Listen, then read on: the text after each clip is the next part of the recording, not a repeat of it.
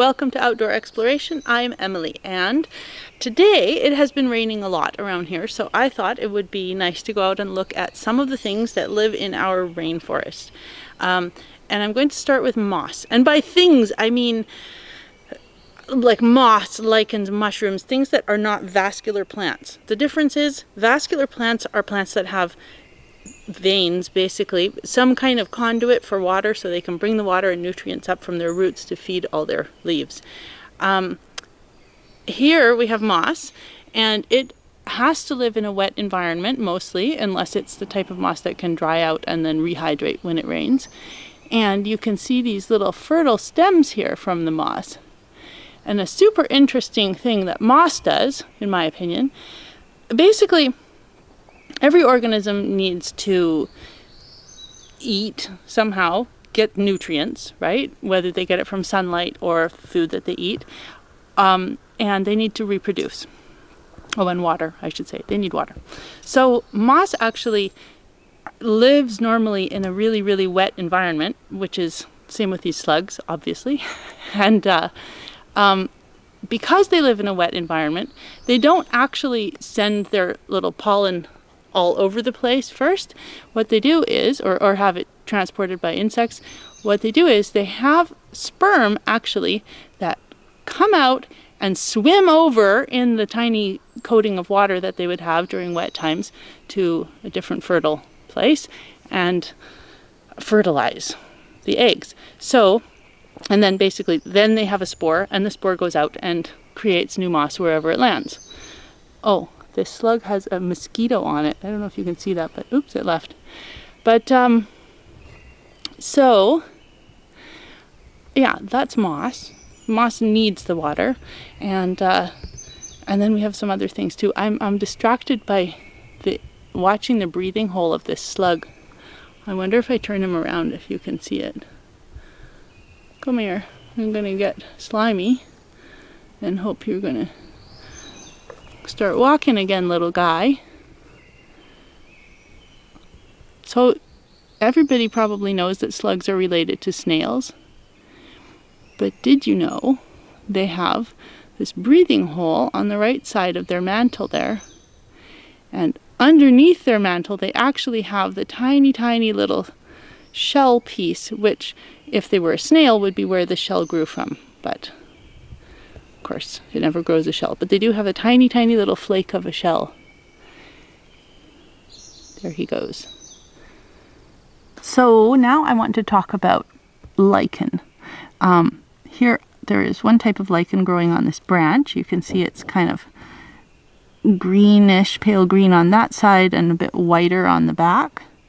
And here's another type of lichen, which has some sort of leafy-like structures and some branchy-like structures. And the reason I say leafy-like is because they're not leaves. It's not a plant. Lichen is a symbiotic relationship between at least one, if not two types of fungi, and at least one, if not two types of algae. So depending on the lichen that it is, they grow together, and basically the algae collects the sunlight and gives the energy to the community, or whatever you want to call the organism, and or the symbiotic relationship, and the fungus collects the nutrients and water from the soil and feeds the algae. So basically they're working together, living as what looks to us like an organism, and it's actually just a mutually beneficial friendship. And there are all kinds of lichen, as there are all kinds of moss around, so I just thought we would go for a look, and I'm sure we will also find some fungus.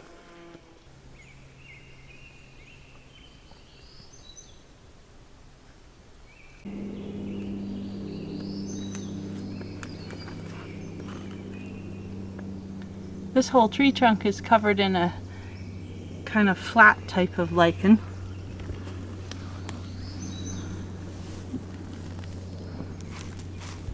So I found a bunch of jelly cups on this log, which are pretty interesting. In fact, the whole bottom log, I called it a log, it's a stick. The whole bottom of the stick is covered in them, and as I picked it up a little bit, a bunch of them fell off.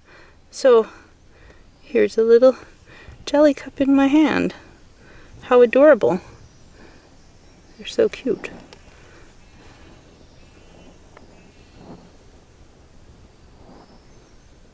So here are a few different types of moss and such things.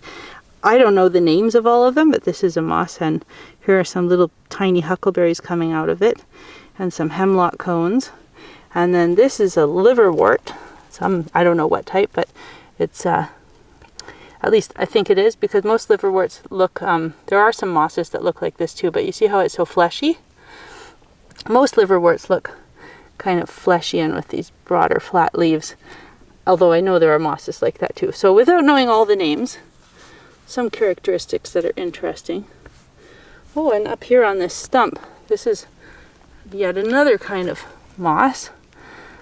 It's sort of long, snaky things, almost like fronds, but I guess you don't call them fronds with a moss.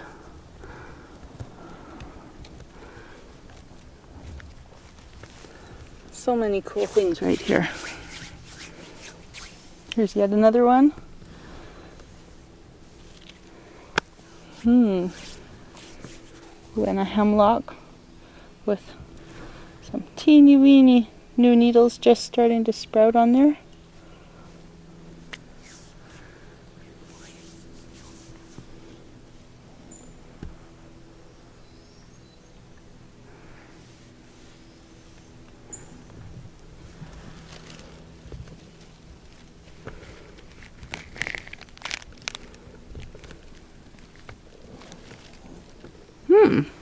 Look what I found.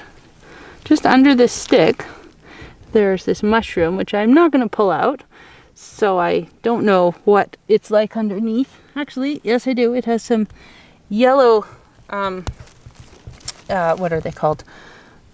I can't say the word right now. The lines, whatever they're called on mushrooms. But that brings me to an interesting point. Where I pulled the stick off, I don't know if you can see this because it's a little dark here, but this kind of gray stuff that's stretchy and between all the fibers of the ground, needles and things like that, is actually the body of a mushroom. You can call it mycelium. And when you see this, I don't know that this is the mycelium body for this mushroom, but this is actually just the fruit of the mushroom. So that is the part that will drop its spores down from there, and you know, help it to spread and grow more mushrooms. But the body that is alive when you don't see the actual, what we call a mushroom, which is the fruit, is this, just this sort of kind of web-like, sometimes it's thick white, spongy-like stuff that's usually under branches or under the ground. Mycelium.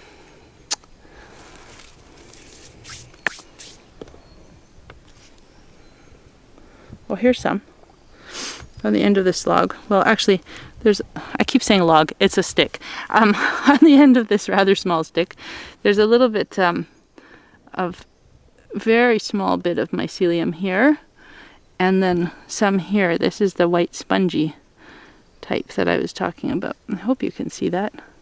Kind of stretched between a little bit of dried up moss. That white stuff. So someday that'll become a mushroom, or what we call mushroom, the fruiting body.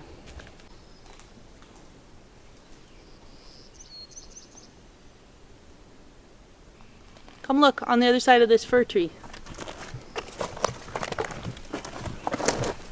Some interesting moss.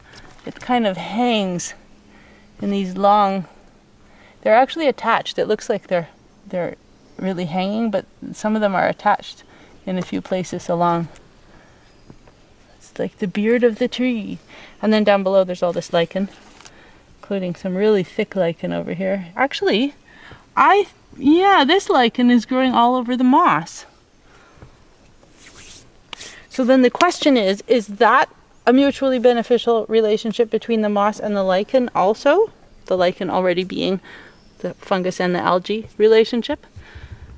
Who knows? Or maybe it's just using it as a handy home. Look at all this flaky bark of the fir tree. I love it. So here are some flakes. here's something super interesting to me. This, whatever kind of lichen, I don't know, is growing all along the cracks in the bark of this old dead alder. And that tells me, if I'm correct in this assumption, that basically, I'm guessing, water collects in here or is held under the bark, and the fungus that is feeding the water to the lichen body is pulling the water out from that crack, I guess. I don't know. But I think it's super interesting that it's also growing around all the cracks everywhere. Oh, sorry, little spider there.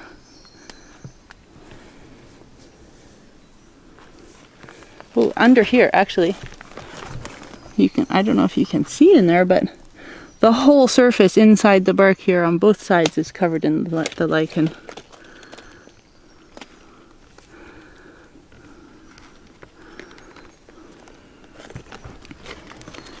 I'm pretty sure it's lichen. I mean, part of me thinks, well, what if it was just the mycelium from something like, you know, what are they called? Oyster mushrooms, which are everywhere right now. Oh, and by the way, the word I couldn't remember for the lines on the bottom of mushrooms that not all mushrooms have, but many of them do, is gills. I don't know why. It left my mind. But it's back now.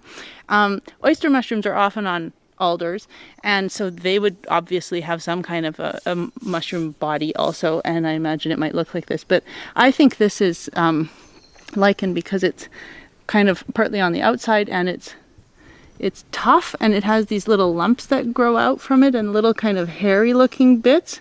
I mean, well, they're not hairy, shaggy looking, maybe I should say. And I don't know, maybe those are the reproductive parts, or I don't know. But it's so fascinating. Oh, there's another type, totally different type, these gray spots here. It's like a gray circle with a bit of a pink edge around it. That'll be another lichen again. Oh, there's another one here and some down here. What an awesome, amazing community of life we have. Oh, look at the ground. Okay, let's look at some more mosses. So this is feather moss. I call it feather moss. I don't even know if that's the actual commonly used name, but this here, it looks like feathers. See, here's one. I'll hold it against my hand. Come on, turn around. There. All these feathery parts. And then this long one here, maybe, I don't know if that's a liverwort or not, but it's that long looking one. And over here, there's a bunch of steppe moss. On the other side of this log, which I don't mean to ignore, has another feathery looking moss, but different again. And then here is the steppe moss. And if I pull a piece out, just carefully pull it out, I can even plant it again. You can see all the steps on it. Whoops, there's a needle in there. But if you look really closely, it grows along here under the ground, or not really under the ground, but under the forest litter, and then up, and then it grows in steps from there, and then another step from there again. So this is another piece, and now here's the next piece growing. They can be quite long, just step after step growing up. So cool, and they make this kind of deep, squishy layer, so on dry days you can lie down on it. It's like a pillow. Oh, and more of this, something I thought was liverwort, maybe, along with a salal and a baby salal. Interesting. Okay, now look at this gorgeous blue rock. Well, blue-gray, whatever.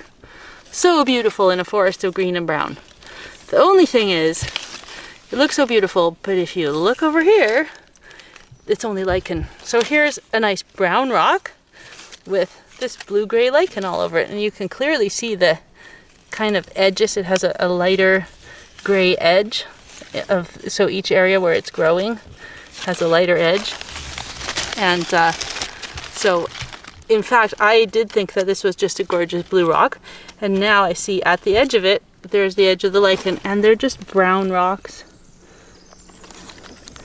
In fact, they're not even smooth rocks. They have, it's a conglomerate. It has a bunch of different types of little pebbles in there, as well as what might be more of the same lichen or something else, and you know, some algae making it kind of greeny colored, and obviously all this moss. Oh, here's a part that's broken. So that might be closer to what the rock itself looks like, with sort of brown and gray little parts of different types of rock in there. Cool. So here's a bracket fungus. These things can live for decades, and it takes them a long time to get this big. This being the fruiting body, of course.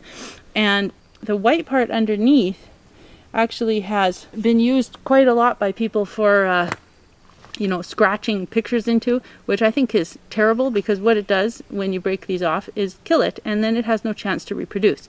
So if you do find them, it's better to just let that white part do its drippy thing and keep on growing. So here's one of my favorites, club moss. There are lots of types of club moss, and you can see they actually, to some people, look quite similar to fir branches. And this one is growing near some little baby hemlock trees. So you can see the similarity, but there is quite a difference. They also feel very, very different. Although both the hemlock and the club moss right now have their new growth at the end. But this is a moss, so these are not needles. And they grow kind of in these long trails with little branches.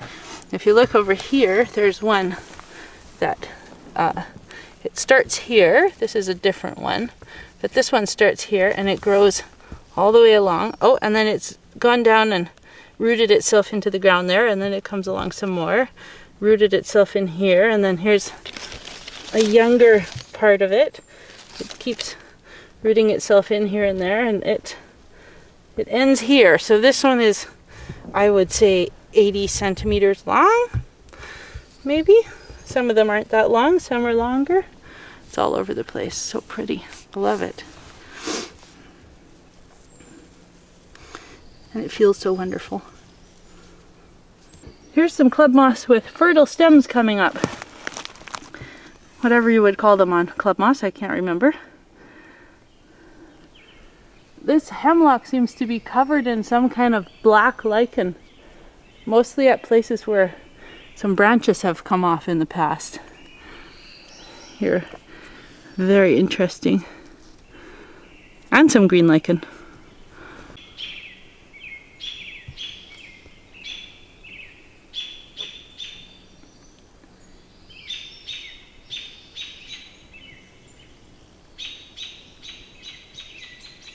Here on this beautiful log, I found some turkey tail mushrooms, which, similar to bracket fungus, are kind of woody and leathery, and they actually take quite a while to grow, but they're just coming now in May. Sometimes you see them with more colors than these have, and much bigger, with rows of green and gray and blue.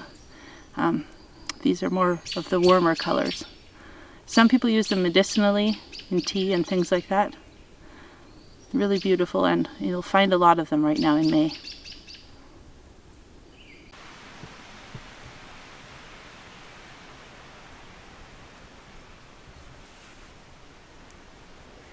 Hello. For the end of today's video, I am sporting a mustache. So this is some moss. This tree has two types of moss growing in it, and I don't know the difference, honestly. I don't know the names of them both, but this one has much thicker little branches, and this one, which is remarkably similar to my mustache, has very, very fine hair-like, I don't know what you would call them. It is very, very fine and hair-like. They're not leaves. Sometimes you also see lichen hanging from the branches, which is more gray, and it looks kind of leathery like lichen, and it is a witch's hair usually, but there are some others too that hang from trees. So yes, that's today's video on mostly moss and lichens and a couple of mushrooms. I hope you appreciate my mustache, and I will see you next time. Happy exploring.